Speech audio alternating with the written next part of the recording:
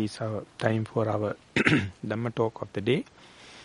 To start the Dhamma talk, you all may consent three times. Sadhu, sadhu, sadhu. Namo tasse bhagavato arahato samma sambuddhasse. Namo tasse bhagavato arahato samma sambuddhasse. Namo tasse bhagavato arahato samma sambuddhasse. Yato chako auso ajjatti kanceva chakkung apribhinnang hoti bahiracha rupang apatang gaccanti tajjova samannaharo hoti evan tajjassa viññāna bhāgassa pātu bhāvo hoti yang yata bhūtassa rūpaṃ taṃ rūpupādāna kandantveva sanghāṃ gacchati. Dear Venerable Sir, dear Dhamma friends, for the last 3 days we were taking a common topic based upon the particular discourse known as Mahā Hatthipadopama Sutta, and there we try to understand as much as possible what the Venerable Maha Sariputta is explaining to his fellow practitioners, and what he basically, the first remark or reminder was that if someone is mastering Four Noble Truths, that he can claim that he knows the gist of the teaching of the Buddha, so therefore one has to take care to master these Four Noble Truths. And what are the four? The first thing is the truth of suffering, the second thing is the cause for suffering, third one is the very emancipation from suffering, and the fourth one is the pathway leading to that emancipation. And then giving a helping hand, he explain one by one what does it mean by truth of suffering, and the theme he present is that attachment to these 5 aggregates is the root cause for the suffering. So then further he analyzed what does it mean by 5 aggregates, namely the aggregates of matter, aggregates of feelings, aggregates of perception, aggregates of the mental formation, and aggregates of the consciousness. And then for the last 2 days we try to understand according to this particular discourse basically on the matter, and that is also once the mindfulness is straightened and the concentration is gained, we can slowly understand using our own body how is the hardness and softness happens, how is the tensions and movements happens, how is the heat and colds, how is the fluidity and cohesiveness happens, and that is what mean by the materiality, the body, the corporeality. And once you mastered through scrutinization, you can by fairly completing all these materiality, one may invariably expose to the immaterial thing or the space, and that is how you come to know the matter as such. That means at the beginning you have to study the existence or positive part, and once that is mastered, naturally, in order to complete the picture, you must be exposed more and more to the emptiness, the space, and when you see the bird's eye view, you will see the matter in this sphere of aggregates of matter. The positive part, the existence, represent only very minority part, but the most majority part is just emptiness. So that emptiness never appeal to someone, so much so they get attached with that positive part, the existence part, and that is keeping the mind in extremes, never allow the mind to come into the middle part, so that the emancipation is impossible. So, passing that, the Venerable Sariputta is telling, this is a little bit of understanding on the materiality, then the feelings, it is yet another sphere or yet another aggregate. It has its own principles. So once the materiality is mastered, then he or she become somewhat qualified to go into these feelings and accordingly the perception and the other immaterial part.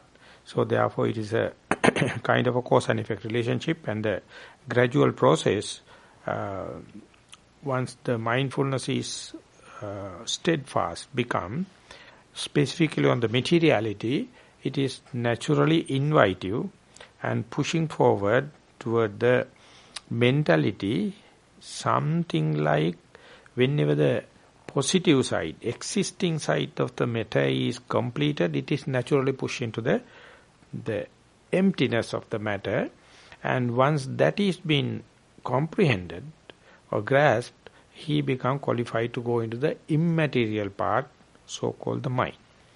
The first and foremost layer of the immaterial part is the feelings or aggregate of feeling. Today I presented the quotation from the same particular discourse. Venerable Sariputta is giving a background or theoretical coverage about which is common for mentality and physicality, but it demands a lot of scrutinization as well as practical direct knowledge and some kind of experience on mindfulness, at least on the materiality.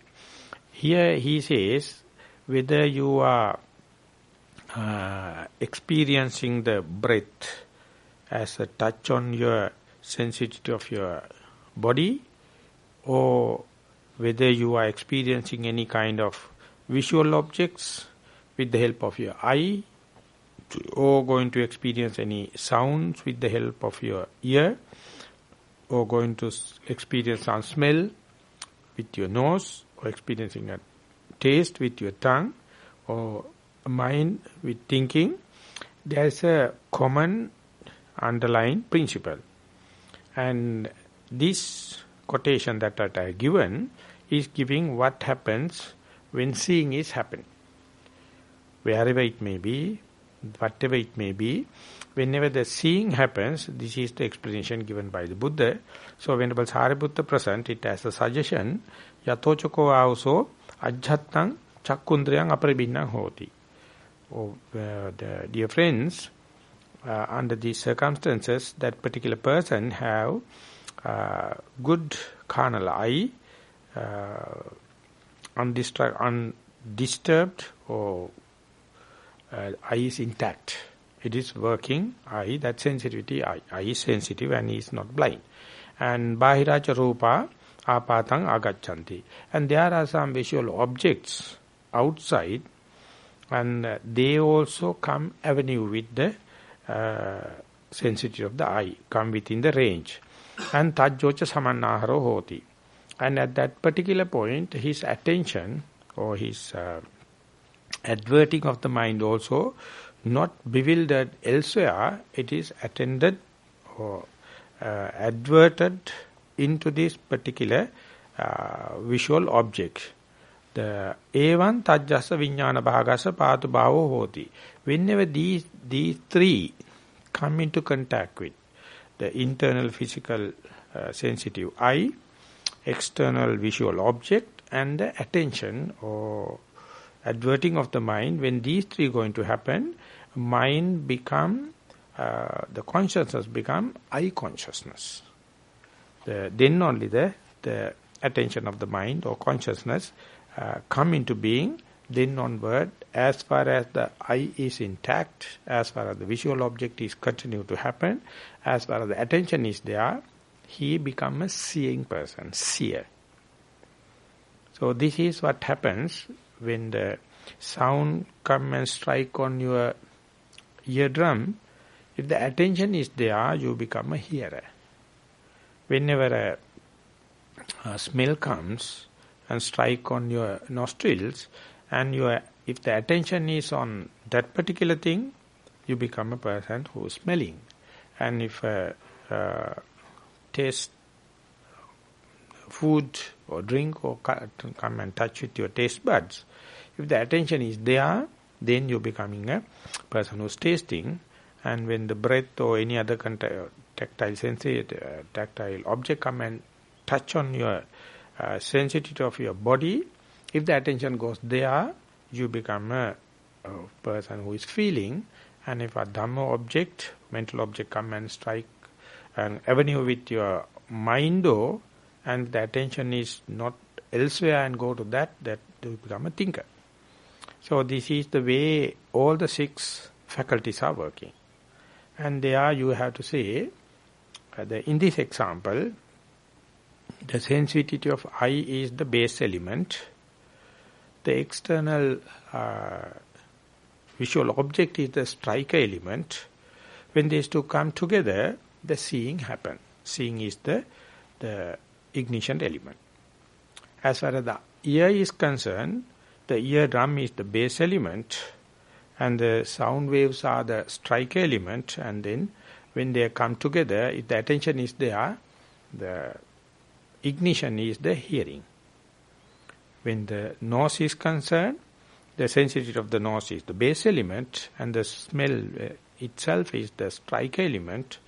And when they come together, if the attention is there, you become a person who's smelling, and smelling takes place.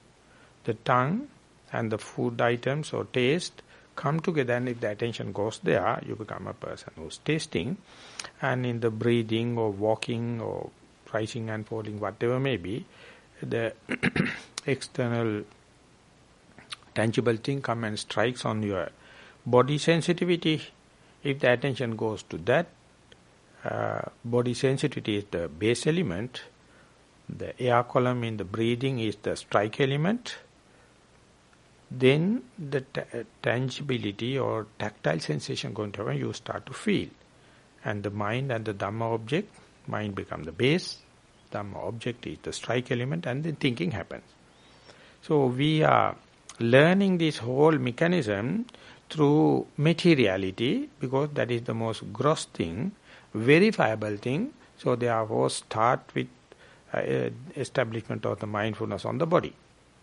But once that is being introduced, and if someone is fairly successful, then only we can apply the same principle, the strike element, the base element, and the ignition element to the seeing, hearing, smelling, touching, thinking, everywhere.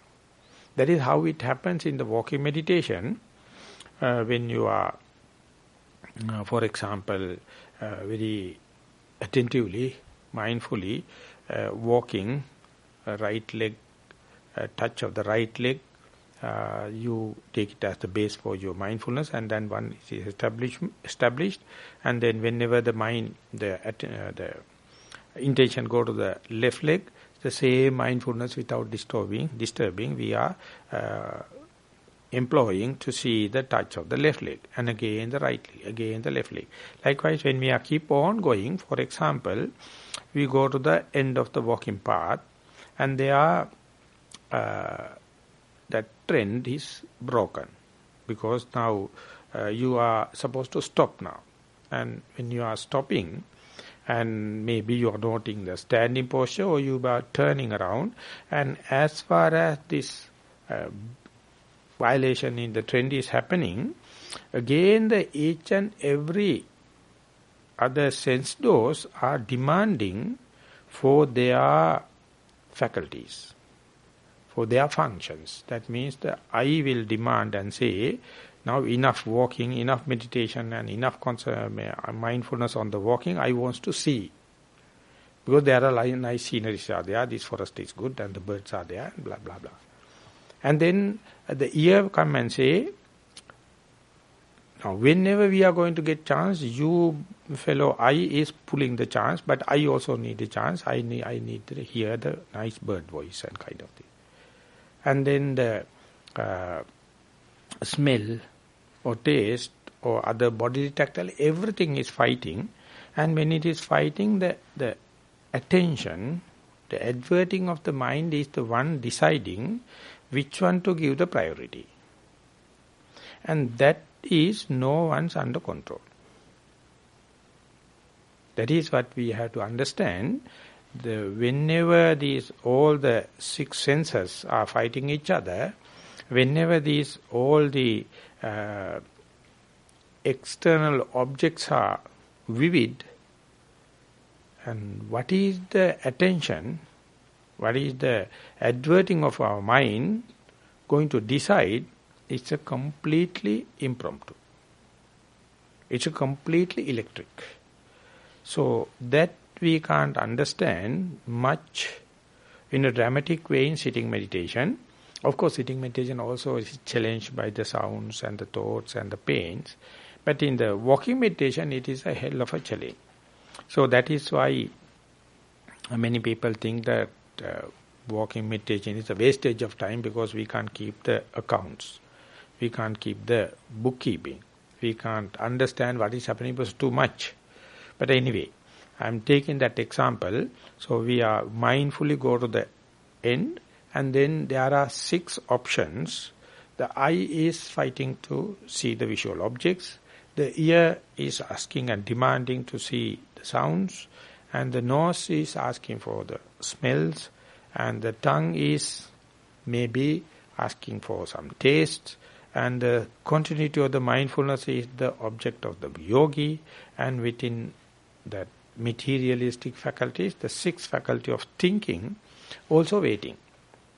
So when such a thing happen, only one, the mental factor called attention, manasikara, or the adverting of the mind, decides which one to take place. So let me make one remark. Under such circumstances, where your mind is being with the left leg, right leg, right leg, generally that become very bored. Under such circumstances, if the other faculties are going to fight, that your main object is the one to lose first, because it is boring. So mind is waiting to see something new. So therefore visual thing or hearing can take place.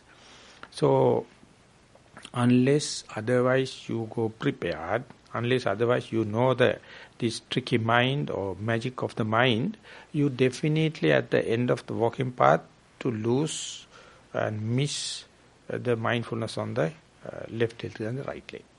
Because not only due to the prominence of the visual objects or prominence of the sounds, but yet another factor that you are already bored with monotonous left and the right. So therefore mind is about to jump. And therefore at the end you are quite vulnerable as far as the mindfulness is concerned. And knowing that, we'll say we are facing the turning around point, and the visual objects, sounds, everything available. How can we either take the situation under control or understand the mere mechanism of this seeing, hearing and all the other faculties? When we are discussing, I think when I was a layperson, this has been presented to the discussion, and one lady came out and gave an example as far as her understanding is concerned. For example, there is the ministry, and under that ministry there are 6 departments. Each department has a private secretary, senior one, and he is a very young, handsome man. But everyone has to report to the minister's secretary. She is a beautiful girl and she is running an office. each and every department head has to come back in the evening and hand over their own files to that minister's secretary, and she will decode everything and pack in her memory, and next day morning each and every departmental head has to get their file back decoded, so that 6 people are coming to the desk and try to get the attention of that young pretty typist or the secretary. So this is the situation when we are at the end of the walking path. So all the 6 departmental heads are civil servant people, fully qualified, but their efficiency or their chance is depending upon that the secretary of the minister, she is a pretty young girl, so everyone is fighting. Which one is going to win, no one knows. Whatever may be the winner, will say that I is going to take the upper hand. Immediately, when the I take the upper hand, it completely control all the other 5 faculties and take the full attention. It dominate all the 5 whenever the I get the chance. So that whenever we are seeing, we are deaf. We can't smell. We can't taste. We can't touch. We can't think. Because we have only one consciousness, that consciousness is now directed or connected with seeing. So whenever the situation becomes connected with the seeing, all the other 5 faculties has to stop. Otherwise, the seeing cannot continue. And if the seeing to continue, each and every moment, the manasikara, the adverting of the mind, the attention, must be repetitively applied to the seeing of that particular visual object. That means we must have either desirability or undesirability to that particular object. So we are not worrying about at that time we can't hear. We are not worrying about at that time we can't smell, taste, touch or think. We are completely engaged with observing that particular thing, because it is much more attractive or desirable or undesirable. So therefore our attention is always giving the chance, the vote, to see the same thing again and again and again. That is how the seeing happens. The exact thing can take place when the hearing happens also. At that time you can't see. At that time you can't smell. You can't taste. You can't feel. You can't think. Because we have only one consciousness at a time, and that is occupied in hearing, in this case. So, when we are learning botany, this has been given some kind of examples I would like to draw here to get this exemplified.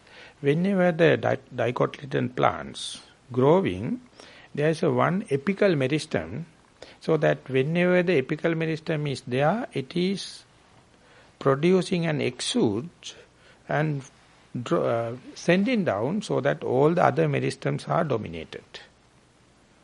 As far as the apical meristem is growing, it is hindering other meristems, other shoots. Therefore, apical meristem become it is called apical dominancy. Exactly the same kind of thing happen out of these 6 senses. Whatever going to dominate, it is suppressing all the other. The system is total capitalism.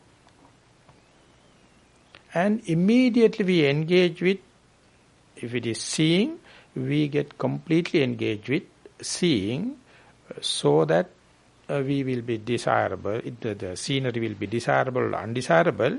We keep on engaged with seeing and the particular object. And Venerable Sariputta says, under such circumstances, that very visual object is your rupaloka. That is your corporeality, materiality. The rest of the thing is immaterial. Only very tiny fraction of the materiality you select as the primary object or the visual object, that becomes, for that particular moment, your material world. And soon when you are going to see this particular object as desirable or undesirable, liking and disliking, that becomes your feeling world. Vedanupadana khandha. And whatever the perception, the cognition you are going to have, the cognizing it and reification of the same, it becomes your sanya upadana khandha.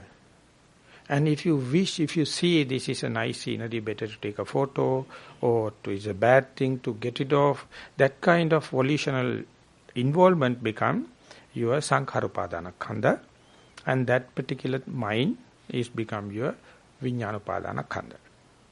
So if we can understand this in the theoretical basis, we can say how much we get engrossed with one particular tiny part of the phenomena and completely bogged down there and blind to or unavailable to other faculties, and we are drawing conclusion and we claim I see, I know, I am talking with my own the witness.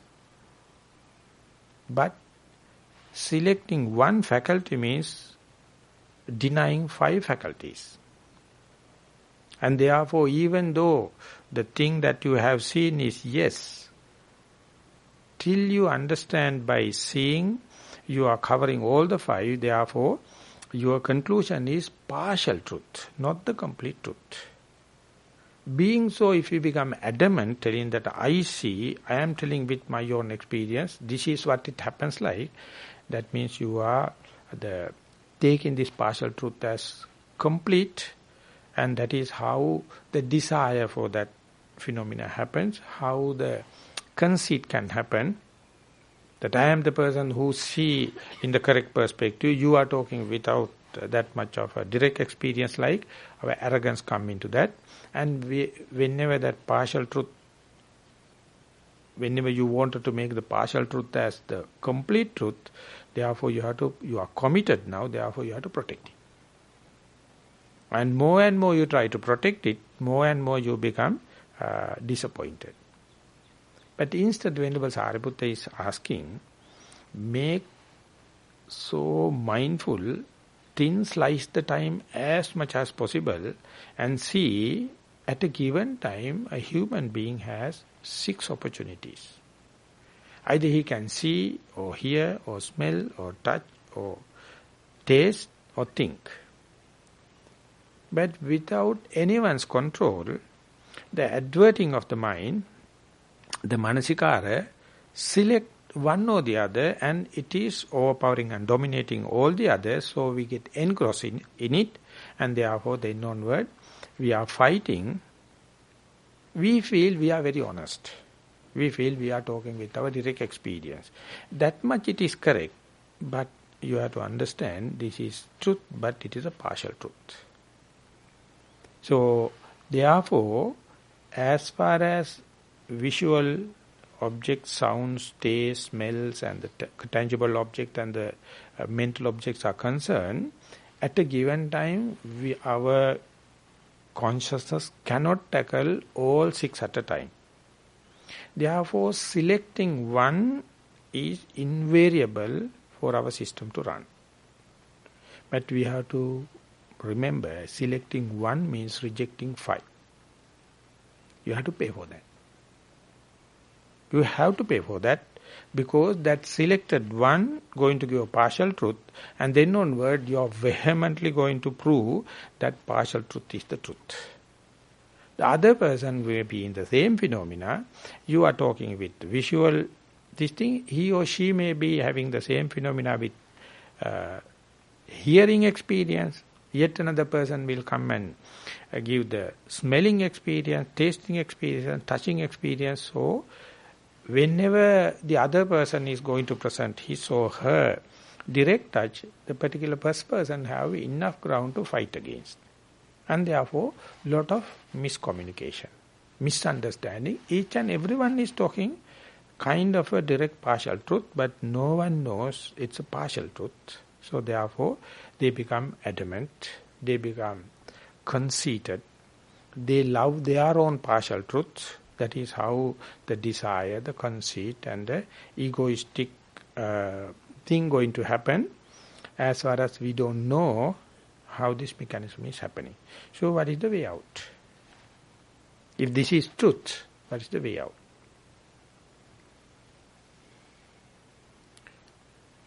One clue we can give, we can comprehend, we can relate it to our meditative experiences.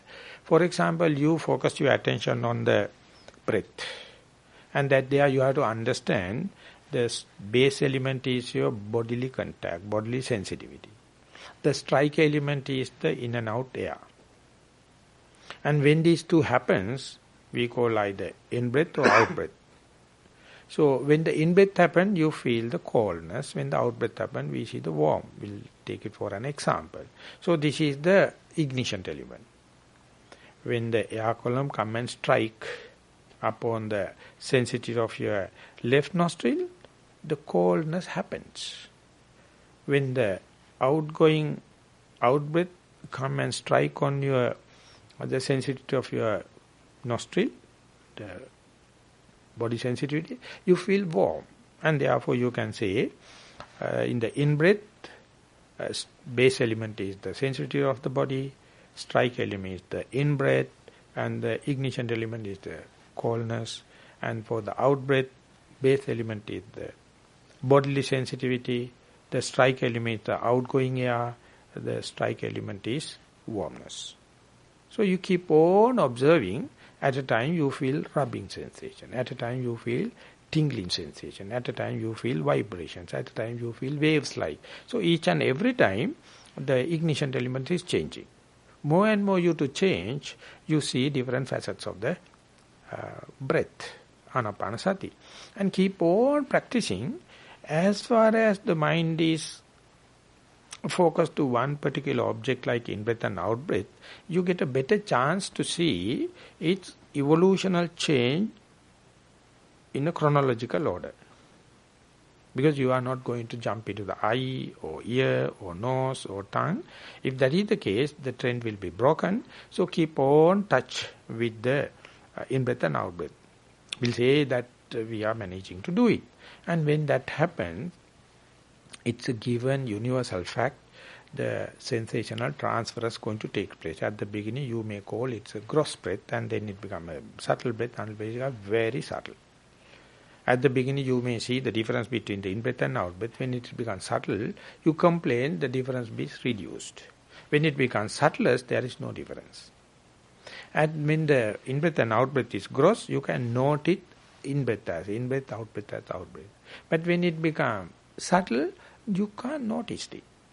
You can note it, label it, but they become rather equal. And when you get the subtlest, you can't discriminate in-breath and out-breath, so you can't say it is in-breath and out-breath. So you are labeling, the adverting mind, lost. So these are the changes, and at the beginning, the gross in-breath and out-breath, there's a kind of a thing you can do. You can note it, and you can avoid the hearing, you can avoid the seeing, you can avoid other sensations, and keep the attention with the breath. But when it becomes subtle and subtle, more than doing, meditation is something becoming, happening. So these kind of changes are going to take place.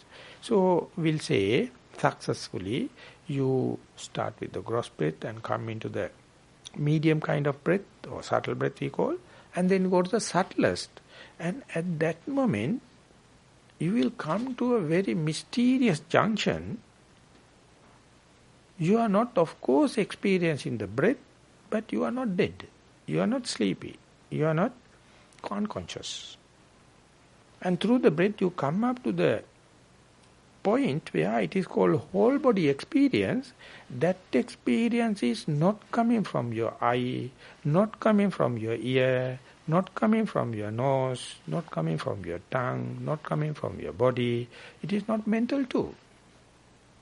That is the junction you can feel.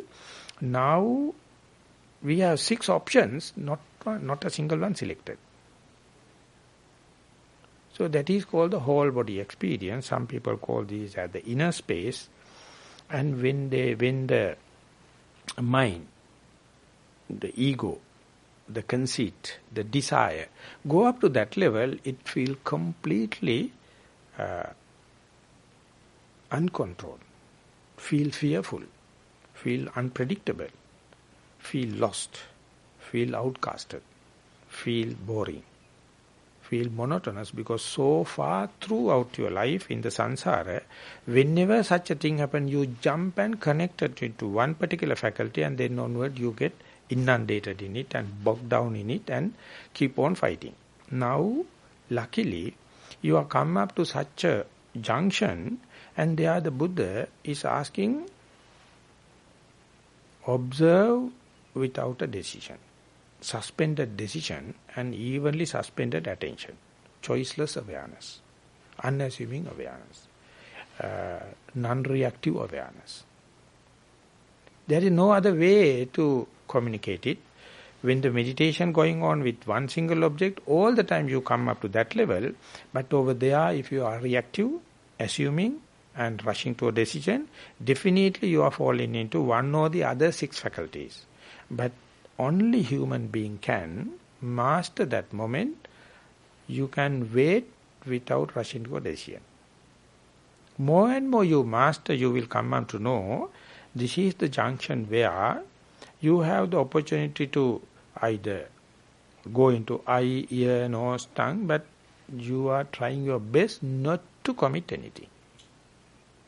This, I would say, the most important junction in one's meditation, specifically the insight meditation, and there you will come to know, so far we were being trapped. We have been in a rut. We have been allured. We have been magnetized. But now for the first time, with the help of the meditation, with the help of your so much of trial and error, with the help of so much of theory, with the help of so much of deductive knowledge, you just have a evenly suspended attention. That is what mentioned in Passambayang Kaya Sankarang Asasissamiti Sikkati. Passambayang Kaya Sankarang Pasasissamiti Sikkati. You calm down your breath body to the last drop. The breath is no more. But even then, you are very sure you are not dead, you are not sleepy, you are not fainted. Kind of perception is there. You are not going to be judgmental. You just master it. Keep it for a few minutes, or half an hour, 1 hour. More and more you go there, you will understand this is such a titillating point. And our mental formations, mind is so wavering. It is asking us to do something. Either open your eyes, or do force breathing, or entertain doubts, or fall into sleep, or get up and go. So these are the things we do with the rational mind. So one day, understanding that, you will let that emptiness to be your second nature. And that is the point, you have all the opportunities but not yet committed. That means there is no desire as such to either to see or hear or nothing. You understand you have the opportunity but not yet committed, not yet appointed, not yet the suggestion is they are not seconded. So therefore there is no chance for you to have a conceit. There is no chance for the ego to implant there. So this is a kind of for the first time, separation and keeping the raw material as raw material, not gone for the final product. For example, if a potter going to get a nice lump of clay, he can either go for a pot or vase or any other thing. And as far as he has not gone for any shape, that potential is ever. Now instead we'll say he is a very skillful potter. He make a very nice and curvy pot. And seeing that it's a good product, he put into the kiln. And one is burnt, killed, he can't make any shape. Now he is fixed. Now it's breakable. That's fragile. Once broken, he will dishearten. But if you keep the lump as a clay, no disheartening. Anytime he can make anything, but he has not committed yet, he has not put into the kiln, so nothing to protect. So as far as the mind is in this junction, the Buddha says that you have not committed any volitional formation, not recognize even that as a good or bad, no sensation whether it is something achieved or not, no desire or hatred happens, the mind has nothing, no judgmental, the judgment is necessary. And once you kill and made it, the pot, you see it take 20,000 years for it to become again a natural clay. Exactly the way once we selected to either to see or hear or smell or touch, then and there, according to that selection, separate kind of materiality going to happen, separate kind of sensations are going to manifest, separate kind of perceptions are going to manifest, and separate way you get involved with the phenomena, and the mind becomes so judgmental. This is good, this is bad, this is the past, this is the future, all the kind of thing. So, your patience, your equanimity is demanded to go up to that such a potential situation and don't get committed. Don't go for a judgment. No reaction. No assumption. No assuming. Keep it like that. But the only thing is, that situation is very boring. Keeping the lump as it is without going for a pot or without killing it, everyone will say that it is non-productive, creative, and therefore it is very boring. He is a very conservative, it is backward life. But you don't, the Buddha or the Venerable Sariputta is saying that you are so crafty, your mind is so swift, it's a nature for you to commit it, and the soon you commit, you have to protect it. Soon you commit, you have to measure with the other products, and your conceit will come into being. And your egoistic centralization going to happen. So, not throughout your life, at least for a split second. Observe this, so to say, when the breath becomes very subtle, just be, without judging, without falling into sleep, if possible, without go for fast breathing, without opening your eyes, without getting up and go.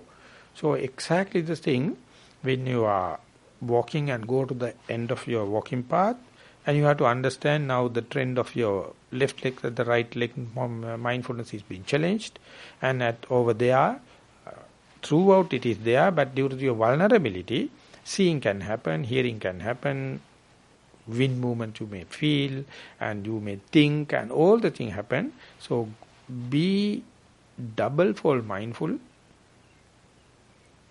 and don't get committed.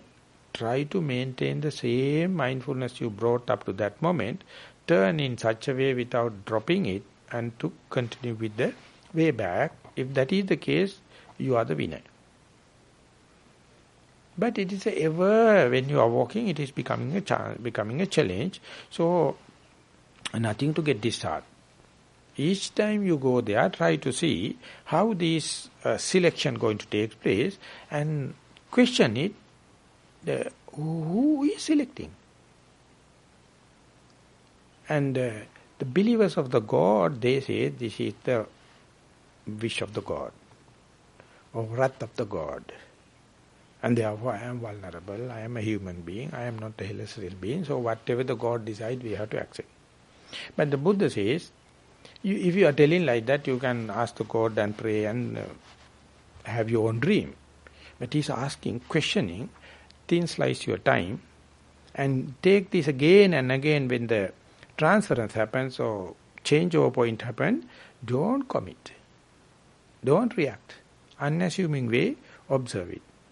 when the moment you master this, just like tightrope walking, or in the walking in a footbridge without falling that, if you manage, if you master to keep this inner space, or keep this the whole body experience for a while, you will see this is what is called against the grain. We are not committing with our judgmental mind. We understand how much mind is prompting to do something, or recognize something, or to report to your teacher, ask the experience, what to do, where to go, and all kind of tension going to happen. Out of nothing. So more and more you experience, you have to experience in such a way, all the tension has to calm down, and you understand it's quite an equilibrium position, even though you have not been committed.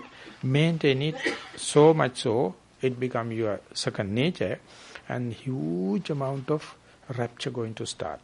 Huge amount of gladness going to happen, as if that plane has taken from the ground and airborne, and then now it is in a balance, and the seat belt chance, the sign is gone. Now you get up and go. And just like on the earth, the plane is now giving the full sound base, not at the takeover position. After that again. So likewise, once you develop this equilibrium position, you understand, even though you close the eyes and be there, this is a natural, stable mental state. For me, I call it Anindriya Patibadda Vijnana. That means mind is not connected with individual faculties. But mind, you can understand, it is middle, not committed. And though it is in unrest, you can calm down with equanimity in your mind and calm down. When that only you are going to experience so-called immaterial pleasure. Because throughout the life you have been experiencing the materialistic pleasure, that is by seeing a good shapes, hearing good music, and smelling good thing, and tasting good food, and comfort and luxuries in the bodily contact, and your pet thoughts in the mind. And therefore you have judgments. I am richer than other person, I am luckier than the other person because I have a lot of visual objects and a lot of sounds and a lot of smells and a lot of food and a lot of luxuries and a lot of pet thoughts. But you don't know you are torturing yourself. So much the fight, so much the one-upmanship. I am richer than other person, I am better off than other person, so keep on going. But when you come up to that level, you will understand, mind come to a position inalienable and unalloyed. It's complete by itself. Need no any visual objects, no eye is not connected, contact. No any sounds, and the ear also at rest. No smell, no talking or no tasting. Body also there, but you don't know. You are not consulting it. And the mind also there, not consulting. So this is the first time you are going to say, you are going to experience the immaterial pleasure, and that come into the aggregate of feelings. This is little beyond the materiality. This is now slowly you are going into the mentality. So much so you had the bodily pains and other frustration, and therefore lot of undesirable pains were there. But one day you will come up to this level here, no undesirable pain, no commitment, no reaction, no judgmental, choicelessly you can be there, and rapture, the gladness going to happen.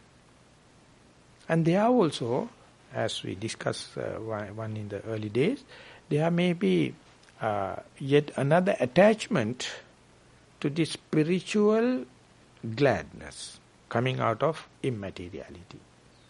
If it is going to continue, it will be a pleasure, tangible kind of pleasure, because the more and more you are detached from your senses, more and more you independent from your sensuous impingements, the continuity is there.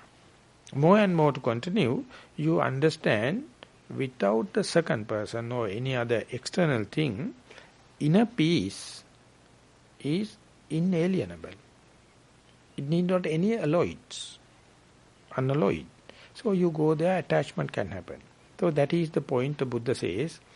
In the Anapanasati Sutta, it is very dramatically explained. Passambayang kaya sankarang asasisamiti sikkati, passambayang kaya sankarang pasasisamiti sikkati. That is a end episode of the materiality. And then, piti parisangvedi asasisamiti sikkati, piti parisangvedi pasasisamiti sikkati. Sukha parisangvedi asasisamiti sikkati, sukha parisangvedi pasasisamiti sikkati. He is going to enjoy, you are going to experience the gladness and the happiness. So this is kind of a renunciated kind of happiness, immaterial kind of happiness, spiritual kind of happiness. But even then, it has its own disadvantage, that because you can get attached into that. And that is why the Buddha says, there you are going to understand Chitta Sankhara Parisangvedi Asasisamiti Sikkati. For the first time, now you are not with the Kaya Sankhara, you are not connected with the bodily formations. Now you understand Chitta Sankhara. For the first time, the mind can make anything happy or unhappy, immaterial of any materiality or any sensual impingements. And therefore, not to get attached into that, you have to understand this is the first time you are going to experience the gladness and the happiness. It is yet another sankhara that also can make happiness, can make desirability, can make attachment, can make one-upmanship, can make ego. So observing that, the Buddha says next, Passambayang chitta sankharang asasisamiti sikkati, passambayang chitta sankharang pasasisamiti sikkati. Don't allow the mind to over-obsess on the spiritual gladness and the happiness. Consider that also as an object of meditation. That is very difficult. That's very difficult because you attach to your own achievement. Because you understand you achieved it through a great sacrification, great preparedness, great amount of mistakes. But therefore, whenever such gladness arises or rapture, pleasure arises, the magnetized effect is there. So, if you are going to attach into that, again you are developing another whirlpool and get trapped into that. That is happening not with the materiality. Now you are in the mentality, specifically on the aggregate of feelings. So you have to be, at the beginning definitely any person going to experience it, definitely they will get attached in, but it won't make a permanent damage. But if you are going to entertain it again and again, then it will lead to a permanent damage. That means your path will be hindered. So therefore the Buddha says, whenever you become successful, more and more subtle dangers are there. That is the duty of the Buddha, to map them out and tell, when you go up to that level, this trap is there, this pit hole there. So observe very carefully. That is why once you master the materiality, there also you must have so much of trial and error mistakes. But then you go to the sensations, feelings, and when the feelings are coming, at the beginning it becomes a trap because sensations are desirable. So don't attach into that and navigate your ship not to fall into these kind of cyclones and to go there. Otherwise you can't go to the supreme bliss. This is a halfway byproduct. Therefore, next day when you are starting, don't aim at that pleasure. Don't aim at that gladness. That will come when the causative factors are aligned. If you are going to have a desire for that pleasure, that light or that bliss, definitely you are bound to get nothing. because of your desire, because of your the conceit, because of your egoistic recognition or assumption with that. So you have to train it again and again. Next day also you start with the normal cross breath and let it be subtle and be subtlest and experience as long as possible. And then you can understand if the alignments are good, if the factors are well, the causative factors are well aligned, then this gladness happens. And they are not to get attached when you go further, not to develop attachment to this kind of a happiness or to get distracted by your bodily pains or something like that. Again, you can go deep in, and then only you are going to feel the nomenclature, the labeling, the perception, the reification of the event. That means passing the materiality, you expose to the aggregate of feelings, and that is generally associated with the desire and undesirable. And at that level only, I related that day that the dialogue between Dhammajiva and the Visakha is very crucial and very important. And they are the Visakha was Anagami, that the third level, and the Dhammajiva was full-fledged Arahant. And Visakha is asking, just to hint, even the pleasure happened, this has its own due disadvantages. So therefore he is asking, dear sister, what is the pain and pleasure of the pleasurable feeling? So then the Sister Dhammajiva says, oh, dear brother, when the pleasurable feeling is coming, it is desirable, but when it is leaving, it is undesirable, it's a pain. But you fail to see this if you have the underlying tendency of desire. Underlying tendency of the desire invariably happen together with the pleasurable feeling. That is what we call untrained mind. So you have to go prepared. Whenever the pleasurable feeling happens, the attachment is underlying. So one day you are managing, if you manage to see, as far as this desirable feeling, so-called gladness and the rapture, happiness happens, that your attachment, your underlying tendency, then only you can understand this is the way we get attached into this samsaric journey. Because not due to the intrinsic nature of the desirable feeling, but underlying tendency. This is not you, not otherwise too. That is the point, that cheating mind or the perversion nature of the mind going to happen. So you have to first and foremost diagnose whenever the desirable feeling happens, the attachment is there. The other side of the coin is whenever the undesirable feelings are going to happen, verily the Upasaka is asking what is the good pain and pleasure of the undesirable feeling. Then the Sister Dhammajiva says, O Upasaka, whenever the undesirable feeling going to happen, it become painful, and when it is leaving, it become pleasurable. But you can't see the whole panorama because the underlying tendency of hatred. It is given. It's a given fact. So there you have to understand the bodily pleasure, bodily pain, and mental pleasure and mental pain. So when these two, when and where it happens, if you are to see the beginning, the middle and the end of pain, see the beginning, the end and middle and the end of the pleasure, then only you will understand the underlying tendency, undercurrent. So once that is being recognized, as I verily mentioned last day, you will understand most of our time is not engaged with the pain and pleasure, then what? In the materiality it says, when you are analyzing, keep on analyzing the existence or positivity of matter, it is becoming earth element, air element, water element and heat. And once that is finished, you end up with the dark energy, dark matter. And that is explaining about 96% of so-called materiality. Exactly the same combination you may find whenever you are to isolate delimit the pain and pleasure, it will explain less than 5% of your time.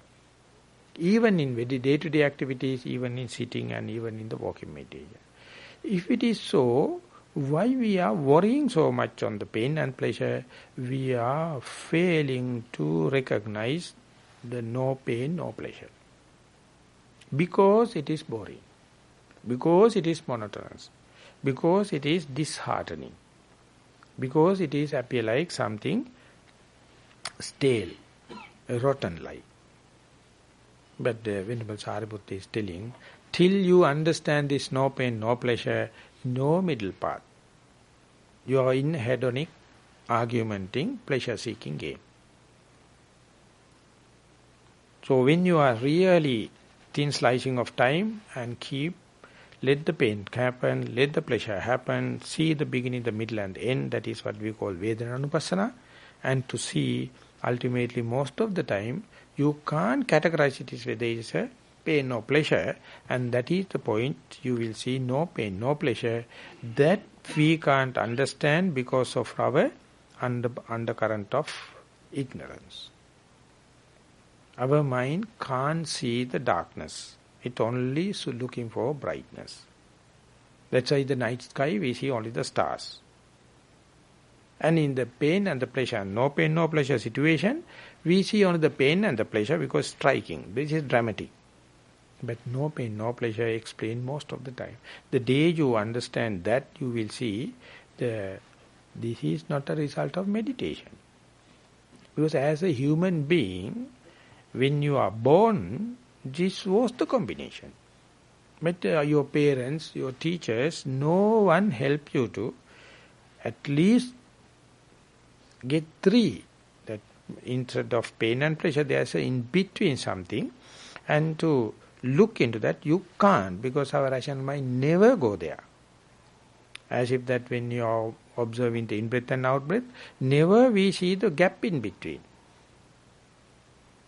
But never the pain goes to the pleasure without passing through the no pain, no pleasure. When you are looking at the pendulum, you see the dramatic event in the edge. So you are looking at it as if the pendulum is going to go and rest in the one extreme, like, but again it drops. And again going to, as if it is going to stop at the other extreme. So we are waiting and looking. But whenever it is resting, where it is resting? It is resting in middle. But that is the point swiftly passing when it is working. Exactly the same. Each and every happiness is going to give suffering. Each and every suffering going to give a happiness. When they are translating each other, always it has to go through this no pain, no pleasure. But our mind is only looking for the bright spots, dramatic places and colorful thing. So much so we miss the bus. So in the aggregate of feeling is more challenging but more intrinsic, very electric. Moment you understand that you are there, you are. And then only you will understand meditation is not limited to sitting. Meditation is not limited to walking. Meditation is not limited to your mindfulness in the day-to-day activities. Just see how much we are lucky as human beings. We are already endowed with. Unless otherwise we recognize it. To recognize, we can't start with the feeling as such. We have to start with the materiality. Develop the mindfulness. Develop the concentration. Let mistakes happen 1,001 times. One day you will hit the target. That day you will understand, you will come up to a hell of a problem, how to communicate. No one will believe you. They will think you are mad, talking about something nonsense. And that is why the Buddha also happened to him, after understanding, he came into a hell of a fix. How to communicate with the people? Because throughout the people are fighting with this hedonic idea, pleasure principle. So under such circumstances, if you are to tell the pain is one end, pleasure is one end, the middle path is in between, you can't sell that idea. It is not a popular one. And if you go for a opinion poll, 99.99999 will be with the pain and pleasure. That is why the meditation becomes very difficult to communicate. More and more you go to the perception and the volitional activity, this intrinsic nature, the electric nature becomes very, very dynamic.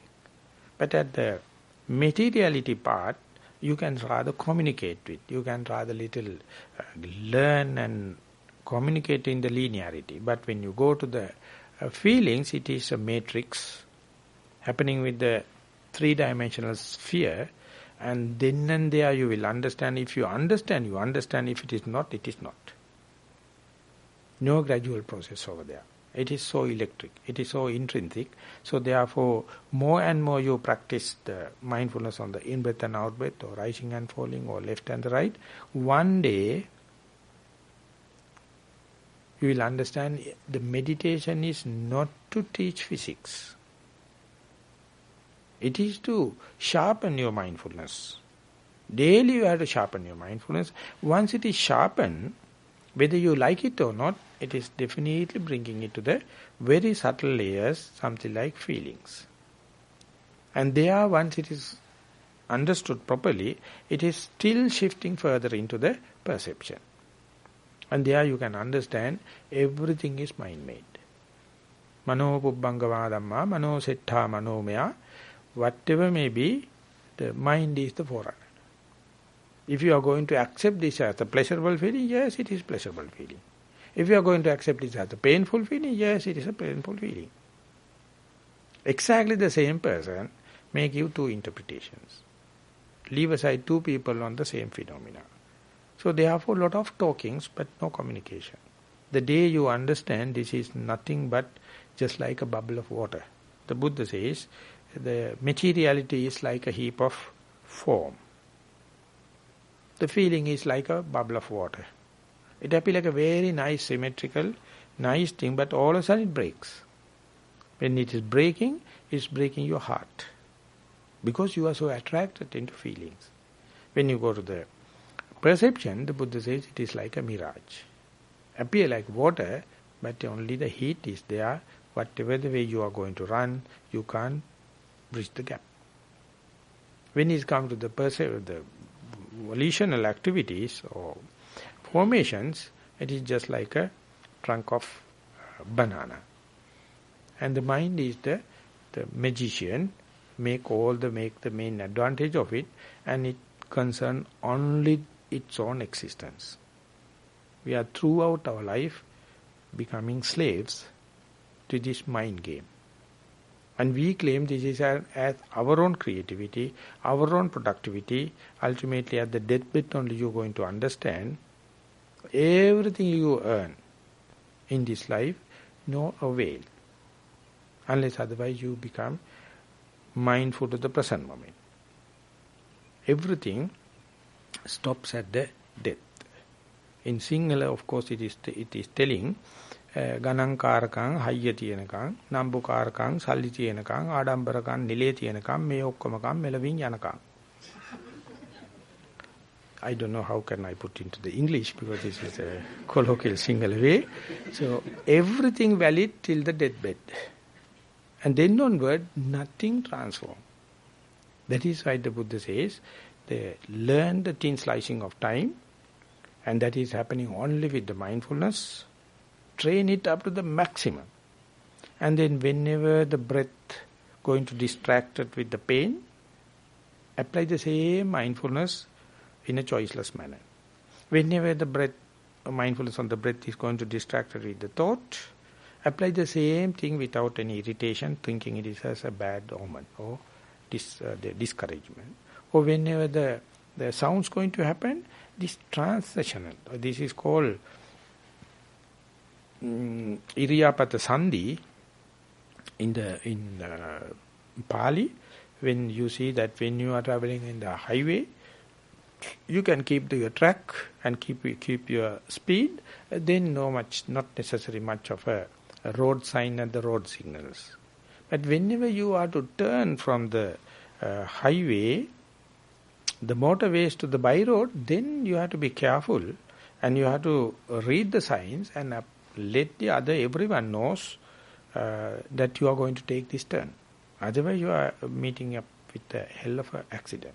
So likewise, when you are in the mindfulness of the in-breath and out-breath, it is like you are on the motorway.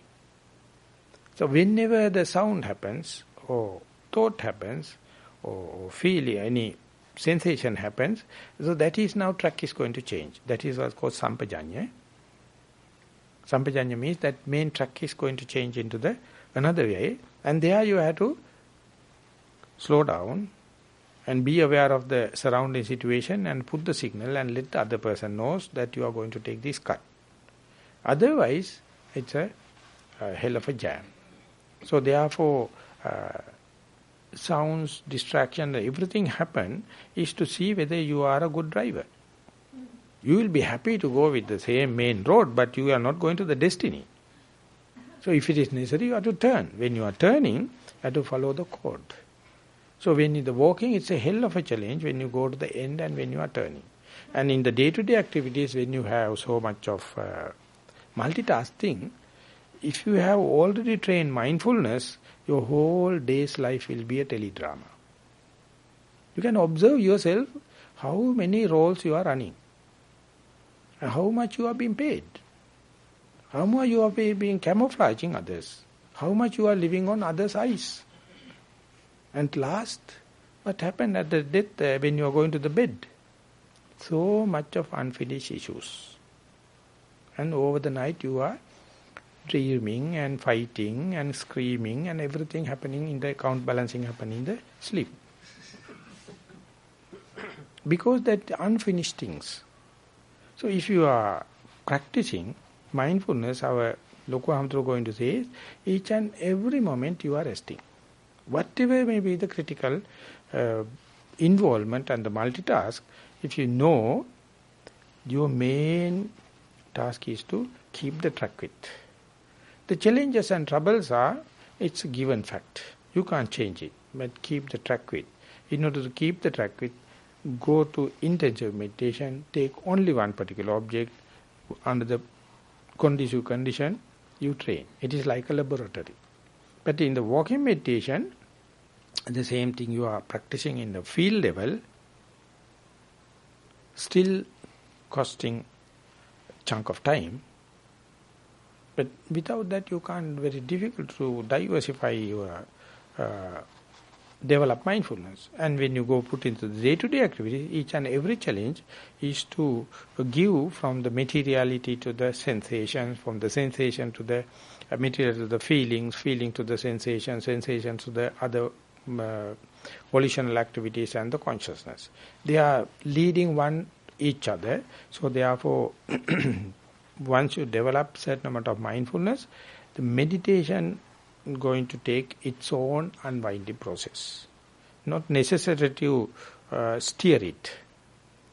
And to keep that undisturbed, daily you have to start like a beginner. And if you are going to experience a special kind of experience in the meditation, nothing to worry. Let it happen again and again, that's all. Then you will be mastering. If you are rushing and telling that what happened, this is what happened, and all the kind of thing, that means you have no patience to let it happen again.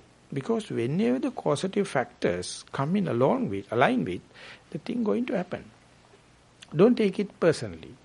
And if the situation, the background or the causative factors are there, that is happening. So therefore, any special disheartening thing or any encouraging thing happen, only single advice is, let it happen again and again. That means you have to fulfill the causes for that. But never expect results. So therefore, yogi is a person always trying their utmost to fulfill the causes, but be precautious not to expect results. So then it is ever going in the least frictional way.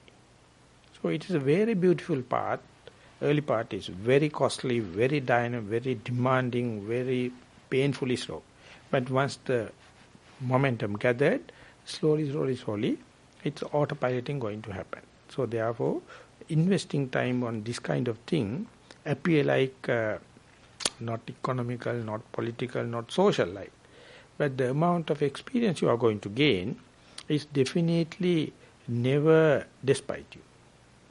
Whenever the difficulty happens, they will come and help you. So therefore, don't stop at the materialist level or the Kayanupassana level, but daily start from that and go deep into as the meditation is progressing. So I hope this the set of information and the practical hints I gave will be helpful for you to navigate in this troubled water. Thank you very much for listening.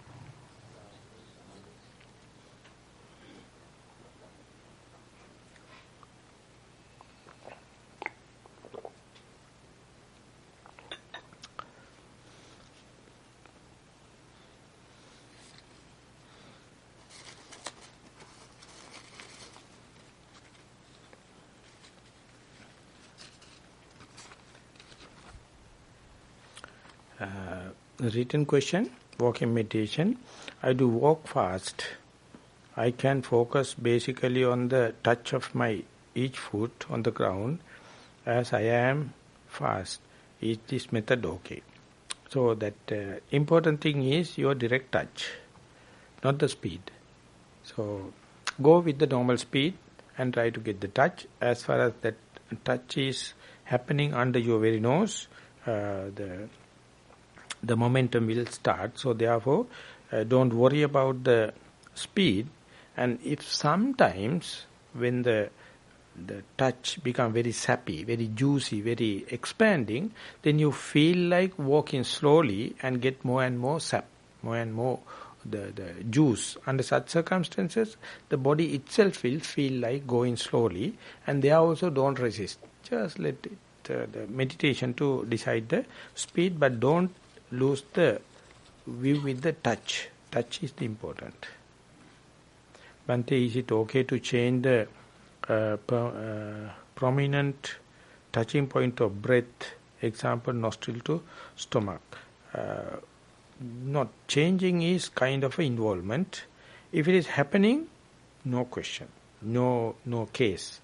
But if it is you are going to do it, it says an example. In Sri Lanka we have dug wells, and when you are going to dig a dug well, you have to go through up to the source, up to the rock bottom. Otherwise, if you find starting of the dug well is easier, so therefore you go halfway and find it difficult, you go to another place and again start digging there. And then you find it's difficult, then you go to other place. You will never hit the target.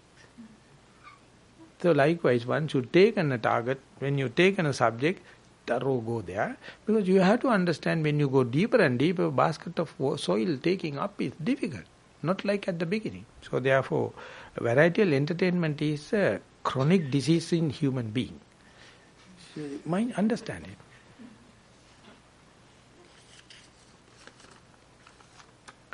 Bhante, why does sloth and torpor, sleepiness come up when one sit in meditation? It seems to disappear when I am get up and do walking meditation, but come back when I sit. Over time, I have started seeing it as a familiar friend. Don't get worried. Over time, I have started seeing it as a familiar friend, and don't get worried. But what suggestion do you have? So I touch this lightly in this talk also. Whenever mindfulness is sharp and the single object is going to be face to face long time, the monotony and the boredom is always try to expecting varietal entertainment, the dramatic thing, otherwise falling into sleep. So that means now mind is exploring into unknown area.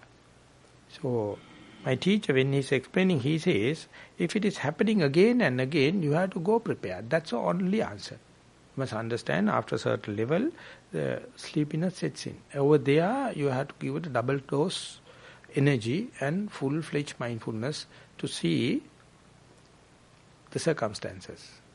And if it is related with the calming down of the breath, it's a good sign. If the mind is going to get escapism, that's a bad sign.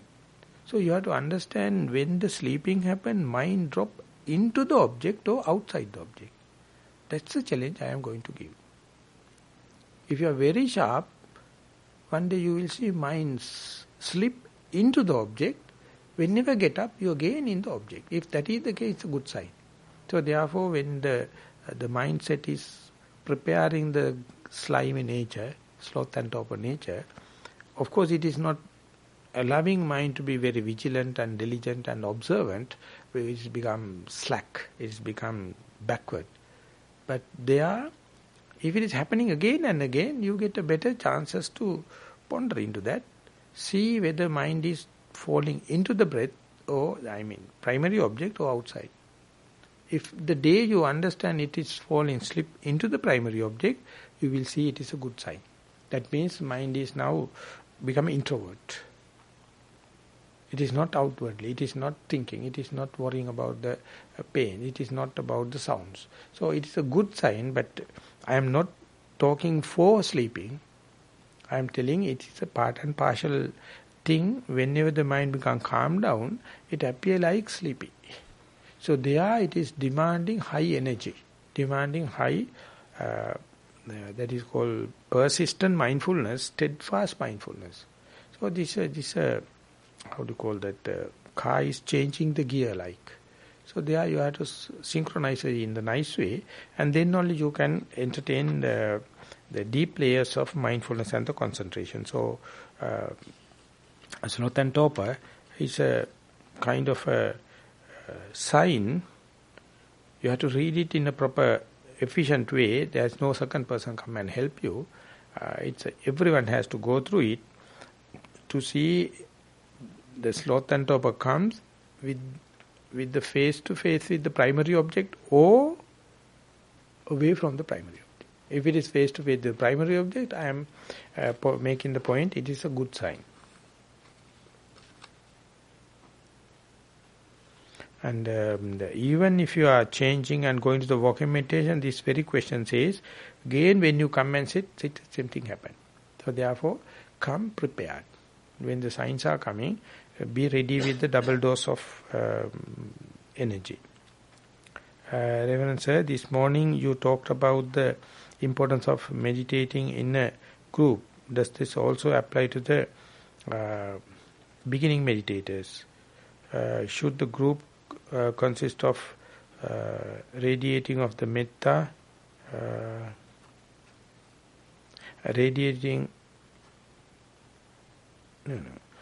should the group consist of meditators of the same tradition? Could you please explain the advantage of meditating as a part of a group? The example given is when you are going for cycling, specifically cycle race, they found that if you are cycling as a cluster, easier. Because that you are carrying a chunk of air that everyone can follow. When the birds are flying, they are going in the arrowhead formation, because the first person is making a turmoil, and the other, each and everyone is making use the same air current when you take in the arrowhead formation. And if you carefully observe, the spearhead bird is always changing and make the sphere, so that the eddy current happening is making use by the others. So therefore the cycling and everything is that following. Whether everyone is following the same tradition or not, if the concentration and the mindfulness is the main thing, even if you go and sit in a Hindu temple, so better than in a carnival.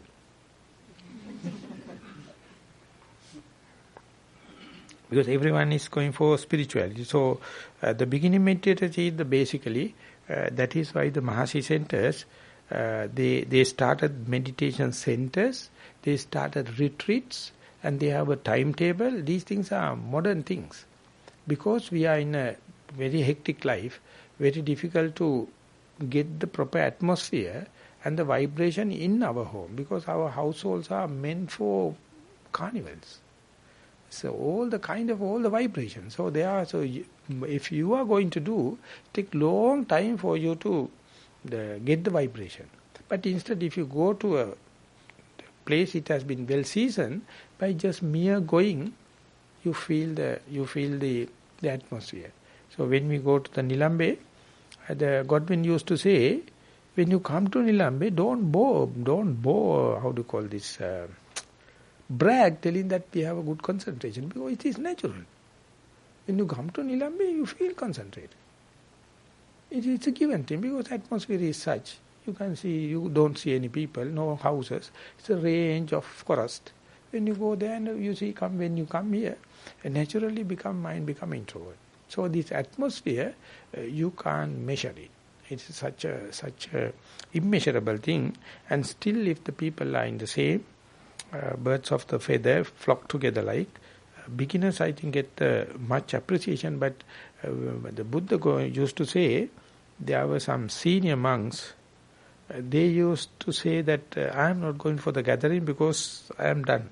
I have finished it. Then the Buddha says, you are the bloody fellow, you go there. Because you are the one can give the vibration for others, for the beginners. So therefore, whenever you come up to a certain level, don't be selfish. Just go and sit with the other people, and just for the sake of tradition, so the beginners are going to get the good vibration. So if you are not helping others after you gain this valuable tradition, that I would call it is selfish. Because we gain completely from the unknown people. It's a completely gift of Dhamma. So when we gain it, we have to go with the beginners. And they are very, just like a baby's how to walk, stand up and drop, again stand up and drop. So there everyone has to support. Ultimately, they gain their balance. So therefore, the group meditation, for me, hardly I have individual private meditations. Whenever possible, I go to somewhere and sit with the people. Otherwise, I am so much sleepy, I feel. Even in the groups, I feel sleepy. But I think sleeping is better than playing hell outside. It's in less amount of defilements. Come and sit. So therefore, I am a lover of group sitting. When I go to Burma, I entertain 14 hours. Because regular sittings are there, I definitely follow the timetable. Go and sit. Ultimately it becomes your second nature. You feel this time is sitting time. No thing you can do. It is sitting time. So ultimately, naturally the timetable will pull into this situation.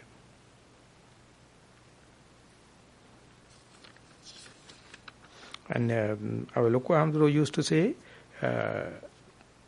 it is taken from the commentary, in order to sharpen what you gain, sakkachakari, satachakari, sappayakari. That are three things you have to facilitate. Sakkachakari means you must be respect to your timetable. Daily do it, just like eating, just like sleeping, just like bathing. It's a part and parcel of you. You have the time for your sleep, meditation. Sappayakari hoti, rest of the time, see what is conducive for this sitting hour. Don't disturb it. Don't associate with wrong friends. Don't read for the wrong books. Don't go for the wrong association. Understand that all the rest of the hours are helpful for this sitting, so it must be conducive for this thing. Sakachakari, satachakari, satachakari, and do it regularly.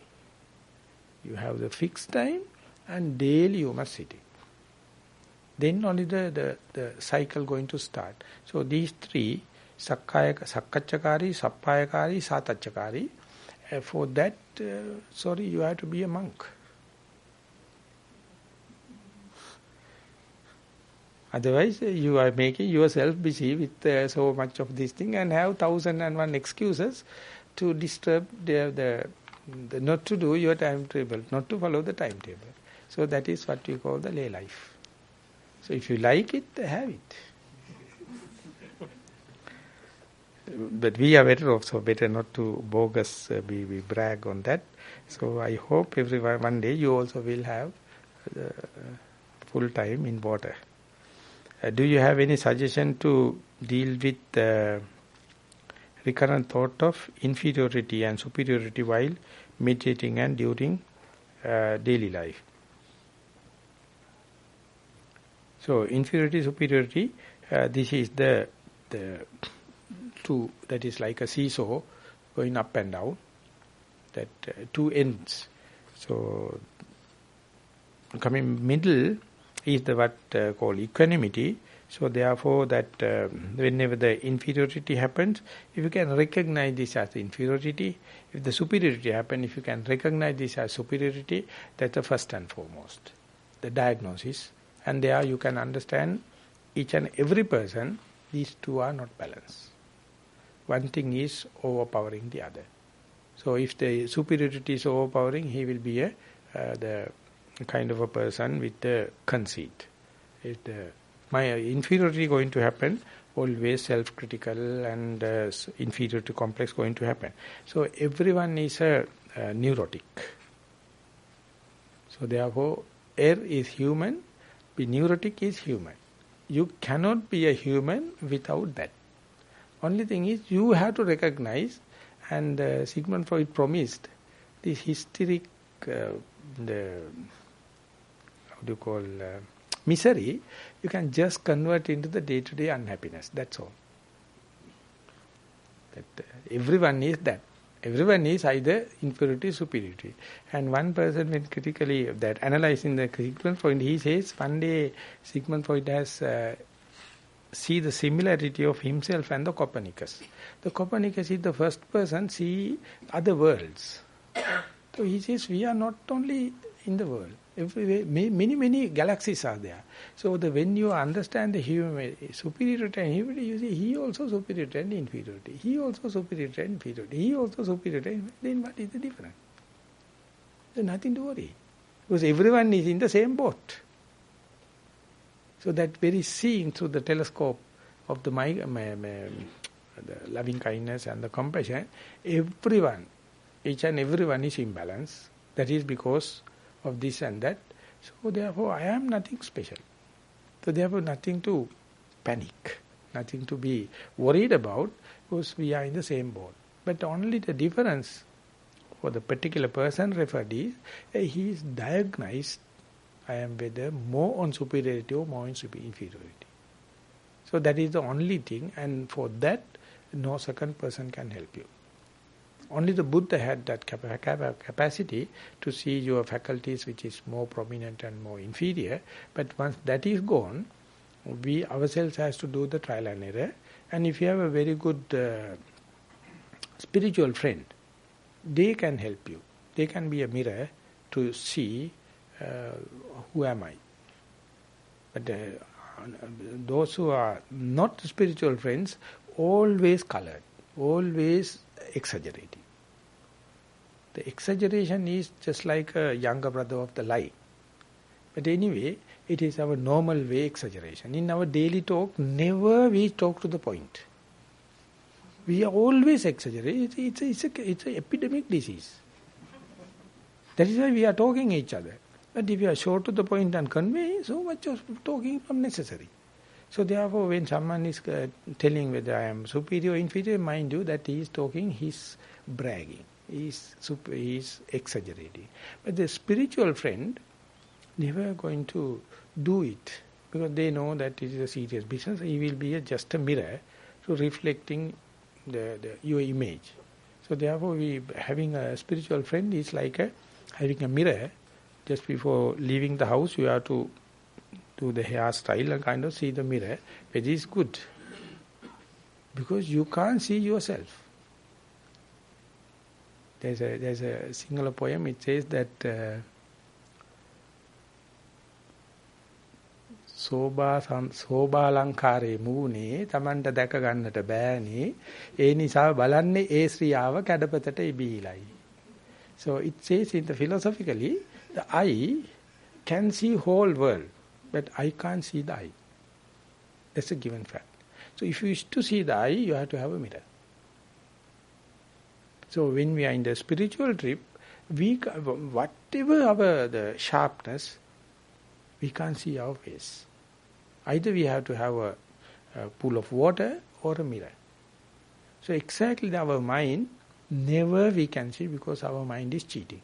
So we have to have a reflector. Reflector is the spiritual friend. So if you have it, a genuine this thing, it's a huge release. And you can share more than with your mother and father, more than with your the teachers.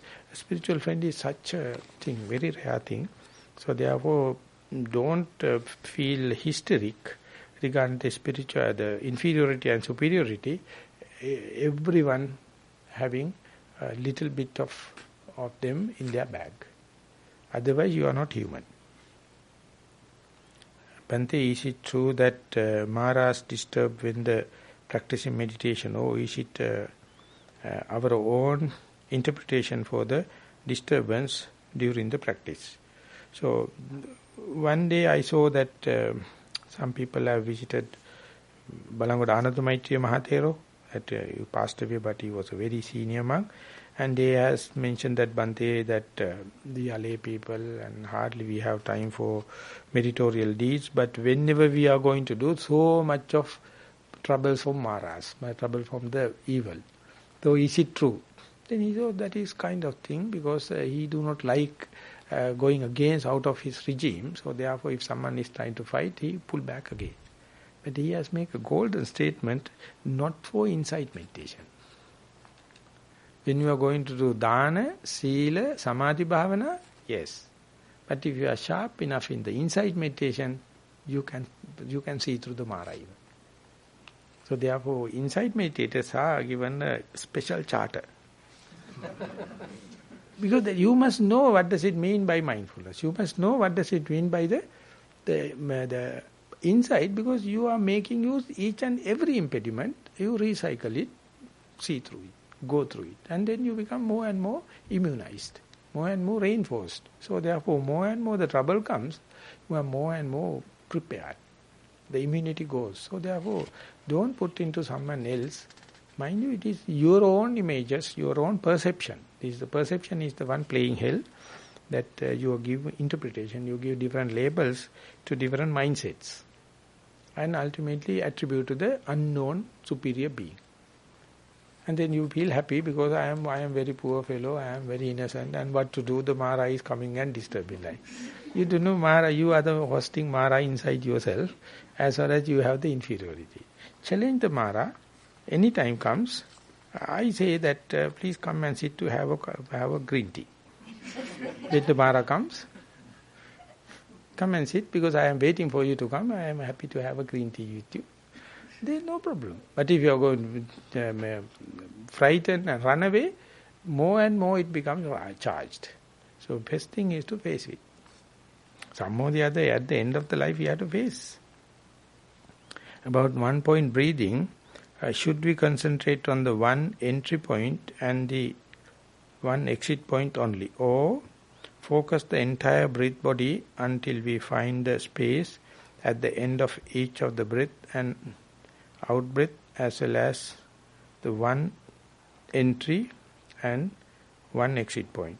So I mentioned and the breath is, when you are practicing with the insight way, 3 dimensions: the strike element, the base element, and the ignition element. The base element is the touching point. Strike element is the in and out air column. The ignition element is in-breath characteristic, out-breath characteristic, different. All 3 are undergoing evolution chronologically. Touching point also changing. The breath also become gross, subtle and subtlest. The sensation of the heat, cold, stiffness, tension, move, everything changing. So therefore, let the natural, the changes to take place, you take a distance observer's point of view. Don't interfere, don't expect anything. That touching point must be exactly the same. The beginning to the end of the breathing must be exactly the speed. No. Your mindset must be ready to let it happen and read as and when it happens. Then only evolution can take place. Otherwise, you are trying to frame them in the permanent notion instead of impermanence. So, the main idea is to prove under your very nose the impermanent nature in all the 3 dimensions. Touching point also changing, in and out, close and far. And the breath also become gross, subtle and subtlest, and the sensations also changing. So don't anticipate anything, just let it unreveal. Could you please give us an overview of 5 hindrances in relation to insight meditation? I fairly touch it when I am doing the Houston talks and took I think 1 or 2 days about that. So still they have not put them into uploaded them into the internet. Once that it come, it also will be helpful. So otherwise I will try to incorporate a brief account in 2 days to come as far as the hindrances are concerned. Okay, now we have 9:15. Hope there are no more questions. Or are there? There is one very good question. Yeah. Back to the Dhammajiva case. Yeah. You mentioned about the junction or the Sandhi, Iriyapasa Sandhi. Yeah. The equanimous state. Is that a jhanic state or is that a... No, very difficult to say. In the in the Vipassana, it is not going with the jhanic talk, it's going with the insight knowledges, Vipassana jhana. This area, I mean, with precaution, you can recognize as Sammasana jhana. Sammasana jhana is the area where, for the first time, you are trying to see the beginning, the middle and the end of anything. With the breath, beginning, the middle and the end. Pleasure or pain, beginning, the middle and the end. And anything happen, see the beginning, the middle and the end. So there, for the first time, you are understanding the changing nature. You are accommodating the changing nature. So the Vipassana best master says, to have that understanding, at least you have first jhana level of concentration. With compared to the samatha level. So therefore, when you are doing inside meditation, your concentration is called then and there concentration, momentary concentration, but it has to take the mind up to that calibre, it has to functionally equal with the samatha jhana level, first jhana level. And that is how, for the first time, you feel it's auto, the vitakka vichara going to work. Naturally, mind goes to the same object. It never run away. And each time it goes, it touch it, feel it, based upon the early experience, more and more information it is going to pick. So it is naturally happening. That means in the samatha jhana, it's a jhanic factor. But in the vipassana, not like a samatha jhana, but functionally it has to be. So it's a kind of a, in my language I call attending to age in meditation life. Then not really you become a full-fledged being. So till that you are not sexually mature enough. You are just playing. After that you become, I am not telling it's a permanent thing, each and every sitting you have to go beyond. That only you can say this sitting is successful. Otherwise you are still at the playing with playthings.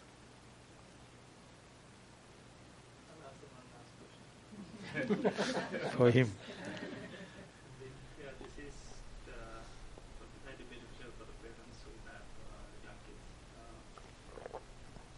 In this preferable world, it is pretty hard for us to convince the kids or the children to start meditating. We have been just trying it and we have been a little bit successful. In my case, thanks to is there any particular way we can introduce meditation, or is there any particular type of meditation we should start with, or how do we basically convince them like this is a good thing for your life? Are there any technique or are there any... As far as a formal answer is concerned, invite them for walking meditation. Chinathan, he has mentioned, when you are walking, if you can have a child holding your little finger and walking with you, you also get inspired, he also get inspired. So invite them to walk. Don't ask them to come and sit because they are very dynamic. They can't sit. So when I go to Florida, there's one boy, that particular boy is 8 years old and living in the grandparents' house. And often he come and goes and pay respect and go there. And when we started the retreat, he came and his grandfather asked, Semaka, why don't you sit? He looked at and said, can Atta, I also sit? Why not? So he came and sit in front 1 hour, one chunk of sitting. So enormous that we never expected it. Then I told that you have to go for walking meditation. So he came with me. So there's no walking path. I went in front of and I was walking in the road. He's looking at me. He has a rubber ball with him and he's bumping it and coming with me, asking this and that question. So I keep on walking and he also play and do, and then he told, now 55 minutes finished, I have to go and run the bell. So go there and sit another 1 hour. Going there and 1 10-day retreat finished. And he was so, everyone was inspired. Second 10 day came and he wrote me an email. He was in the 3rd grade. Bhante, please come next time also in the summer holidays. Next time I will ask my twin sister also to come and sit. So therefore I miss you. So next time I went there. He was prepared everything and he is writing the interview list, waiting for him. The 10 minutes time you have to get up and bell ringing and everything. And while I am doing, another couple of doctors came. It's a very beautiful young girl. And the mother come and sit and baby stay for 10 minutes and fall in there and sleep. But anyway, she is not making any snoring or kind of thing, sleeping. And then sometimes the mother is keeping her right and sitting because they are very busy. So 3rd day I asked that girl to come to me and she was very beautiful but very shy. Then I told, how long you can sit? She says, no, only 10 minutes. Then what happened? Then I fall asleep. So I asked, what do you do in the 10 minutes? And she never communicated. Then I told, you know that boy, on the first day onward, he is sitting 1 hour. And you are 7 years, he is now 9 years. So if you can sit 1 hour, you are the one going to get the cup. And then the mother came and told, Bhante, this is the best way to give her message. So next day she came in front of the mother, sit and 55 minutes sitting. Okay, then I asked Semaga, now you lost. You see, now that girl came only 2 days and now you have done two retreats, 2 10-day retreats, but she already got the 1 hour. Then he told Bhante, you are very unfair. You are very unfair because you don't see she was changing her posture and everything, but I was very steady. So being that, how can you say that she is winning and kind of thing? So then I told, whatever maybe you see, she is 7 years old. So you are not considering that I have went to 2 10-day retreats. I am better off. So it's fighting. And the mother of that young girl told, this is the way to give her challenge. Then take it. But everything we have to appreciate. Mother was initiative to bring her to the group and she was managing to sit 10 minutes and then only we can promote others.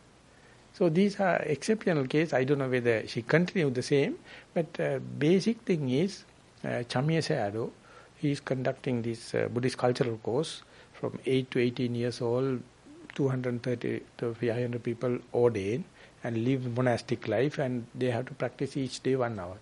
He says that he is not pressing for them to sit, but asking them to do walking meditation. So therefore, for the younger generation, walking meditation is very good.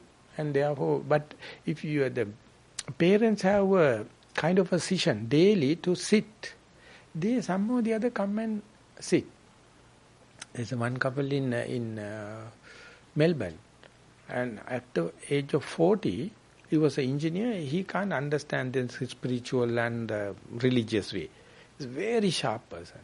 And his father was an agriculture graduate and known to me, and he's a long time meditator. He came and told, Bhante, my son is very obedient, but he is very technical minded. Then I gave a book, Power of Mindfulness. It is not religion. And read it, and next day he came, and what does it mean? I told that no religion, no spirituality, just mindfulness. It's yet another technical task. Then he again asked, I gave the practical insight meditation from the Joseph Goldstein, and then onward he became a very adhered meditator. And 2 children, 8 and 10 like. And now wife also coming. So one day both of them come to the retreat and I was interviewing. Then I asked that, how do you manage with the 2 children? This is the father told, you won't believe Bhante. Daily we have allocated from 7:30 to 9, no television, no radio. We too sit. So therefore children has to sit. Either sleep. We don't press them. So then I asked the mother, did you ask the children, and how much they can manage? They say 30 minutes they can do now.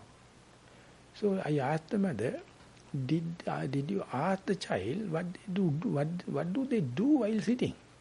She says, I tried Bhante my best, but they are not communicating. They are not telling. So she has asked again and again, what are you doing? Now you manage to sit.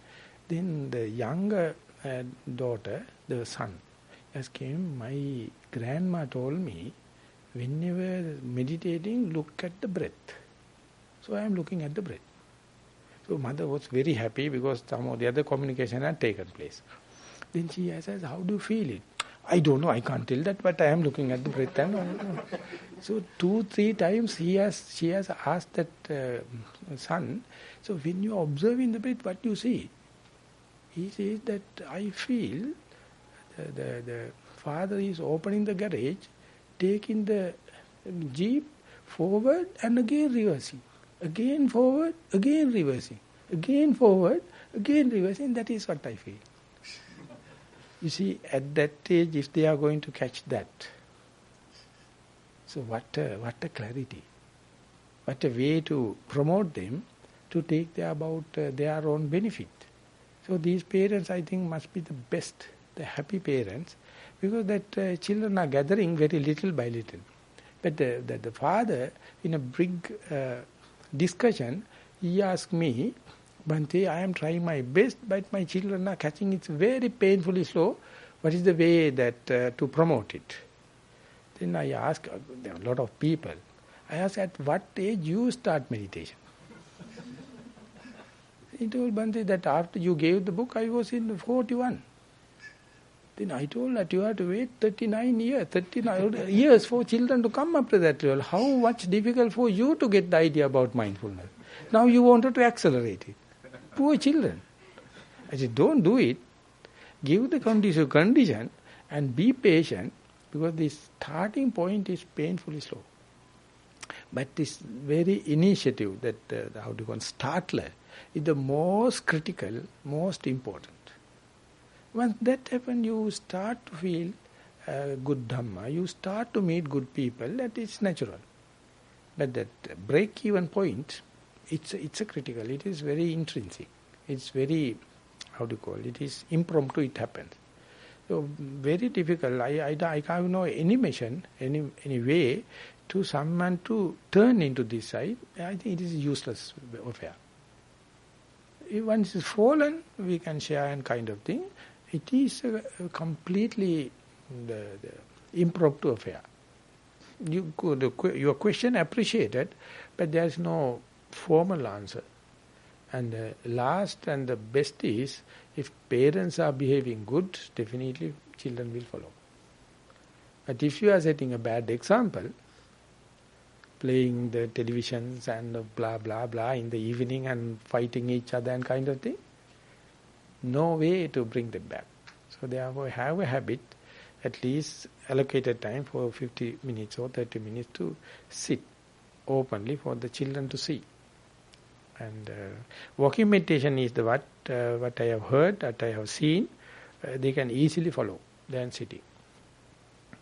Auntie, can I say something? What Rajita was saying, when I started the class, it was only the adults.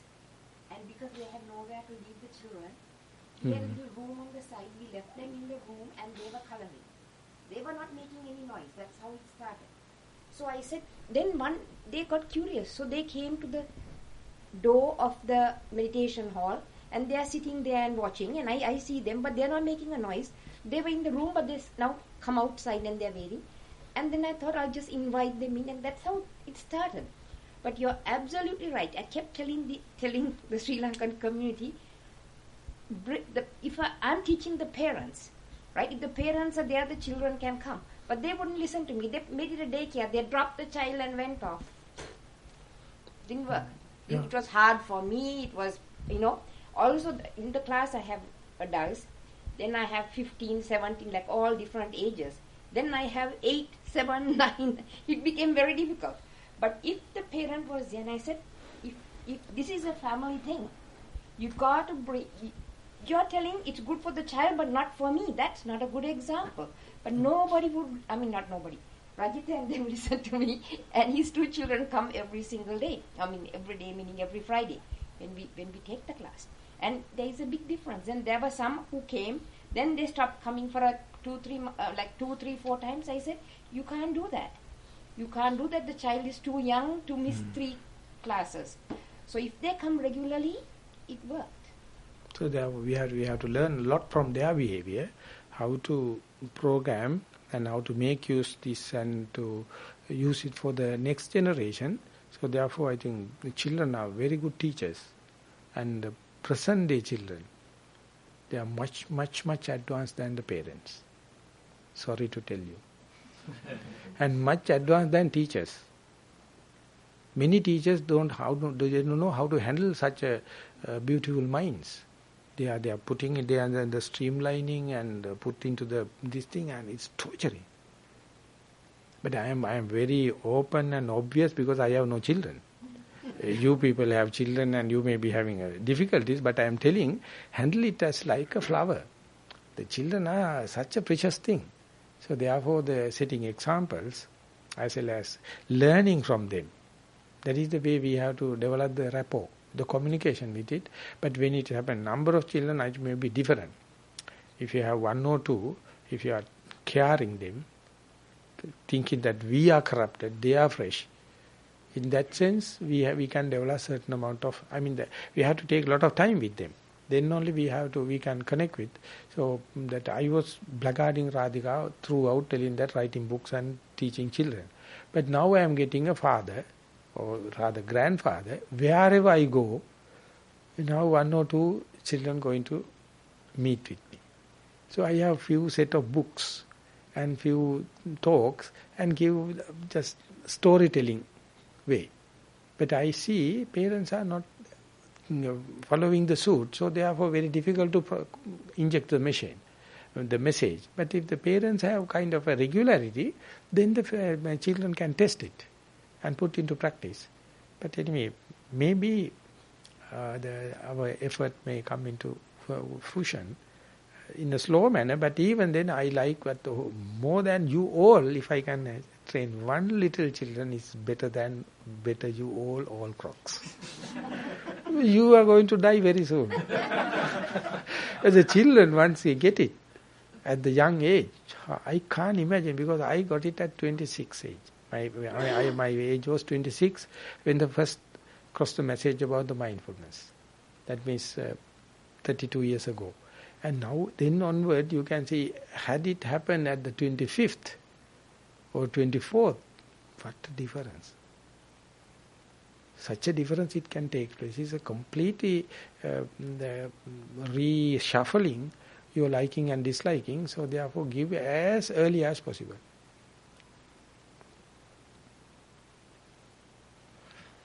Okay, 9:30, Bante.